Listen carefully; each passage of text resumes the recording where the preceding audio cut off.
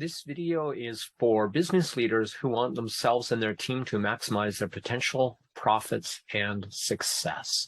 Watch to the end of this video for bonus material on how and when to work on your weaknesses to maximize your results, and a recommended video on the best techniques known to science for doing so.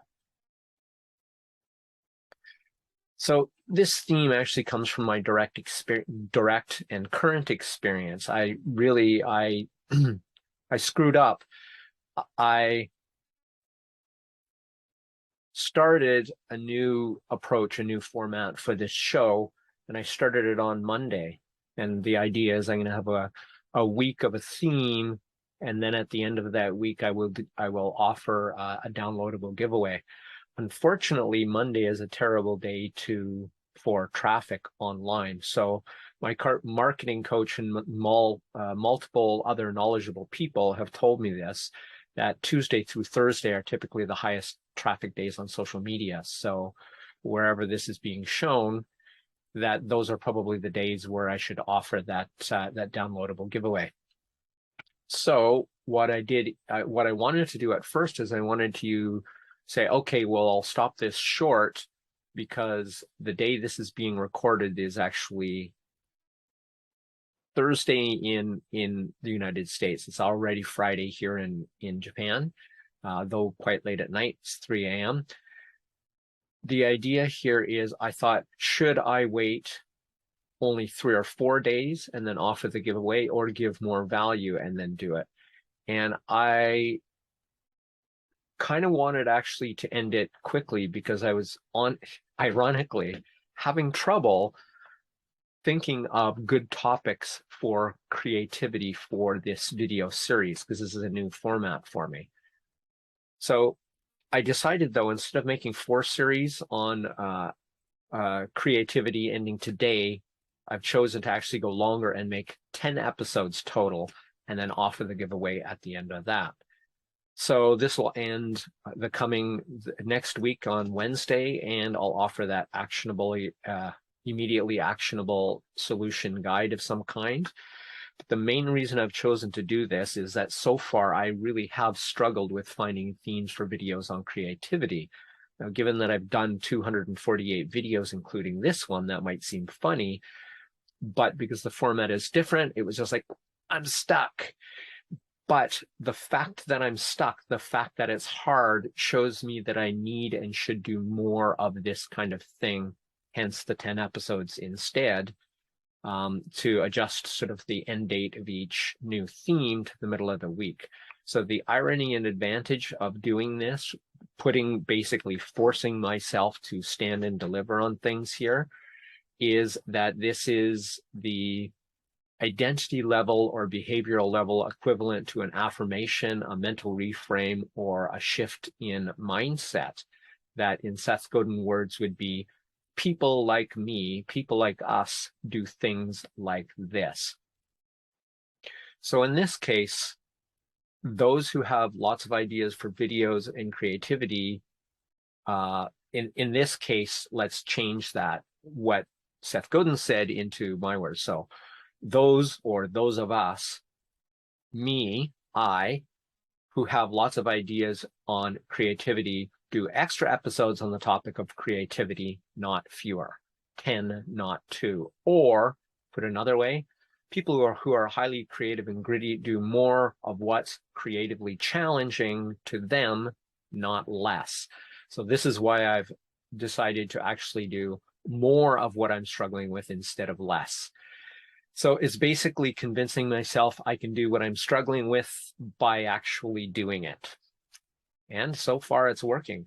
The amazing thing is, since I made that decision, and when I made that decision, I had no idea of even what my next day's topic would be. But even so, I have since thought of this episode I'm doing right now, plus the next 2 topics, the next 2 days of videos. So your brain is actually a really remarkable thing in that it tends to deliver on what you mindfully expect and intend it to do. This is what's sort of amazing about this. So I'm listening to a book, Angela Duckworth's book, Grit, and she talks about something that wise parents, teachers, and now that I'm a little further into the book, since I wrote this script, coaches and leaders do, and how they combine high standards and expectations with basically ceaseless love or caring for the people that they're leading or caring for, and support for their students or children or employees in the case of leaders, to produce the grittiest, most successful kids, employees, or students who then grow into the most successful adults. I know that's a whole ton of words, so let me say this again.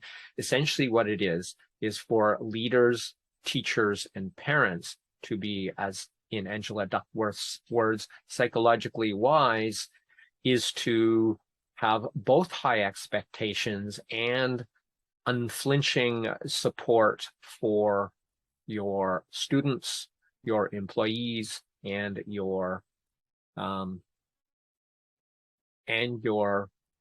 children. So that's the idea. You have both high expectations and the loving support component as well. Not one or the other, but both simultaneously. So it's similar to what researcher Robert Eisenberger of the University of Houston calls learned industriousness. That is not the psychological wisdom that I just talked about, but the fact that I'm actually making myself do that which is hard for me. And Eisenberger called this trait learned industriousness. The only difference between learned industriousness and what I'm doing, which is working on what's hard so I get better at what I'm struggling with, is that they're actually focusing on how giving rats or kids challenging tasks in one area make them grittier in another task. So by doing more of what's challenging, you sort of get to double dip. By doing more of what's challenging to me, the topic of creativity in these videos, sort of helps me double dip. It makes me grittier at doing videos on other topics. So grittier at doing essentially anything. The struggle itself produces changes not only in your brain, but in your psychology to say, well, I can do this. And that's one of the reasons I believe I can do it. With these shows behind me, what that gives you is the confidence. I have a frame of reference going back 247 shows saying you've done it 247 times before. You can do it again, and you can do it to the end of this year, shy of some medical or other uncontrollable circumstance, which hasn't happened, fortunately. So you actually get better at what you need the most practice with, and it likely trains your brain to be grittier in all other challenges and tasks you face. That is the learned industriousness component. So if you're struggling with something, challenge yourself to do more of it, not less of it, not an easier version of it, but a harder or equal version of it in greater quantity. So my current and ongoing experiment, that is the last, essentially today is the first day actually, is that doing more of what I'm struggling with so far suggests that we can and should be our own wise teacher, cheerleader, and leader. That is, we can take the lessons from Angela Duckworth about psychological wisdom for leaders, parents, and teachers and translate it to ourselves and be our own leader, parent, and teacher.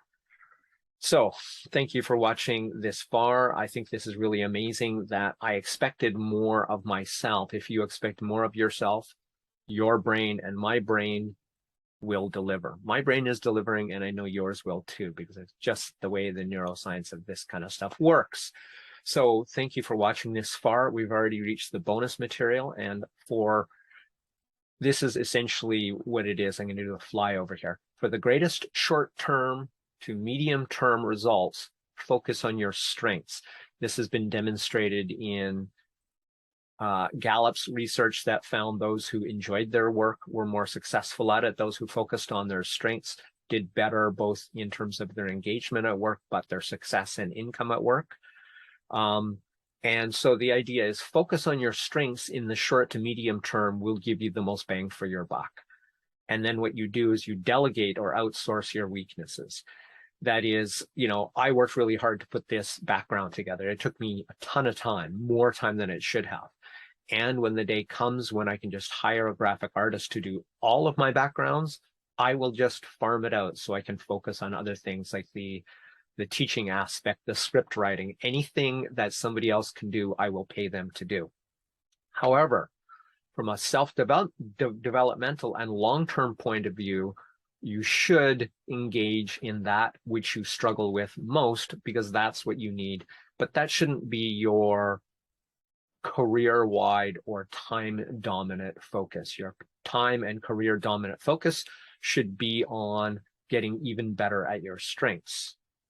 So the greatest, essentially what this means is the greatest medium to long-term results will also come from also doing the hardest things for you to grow your grit, mastery, and learned industriousness. So absolutely, triple down on your strengths, as Gary Vee would say it, for sure.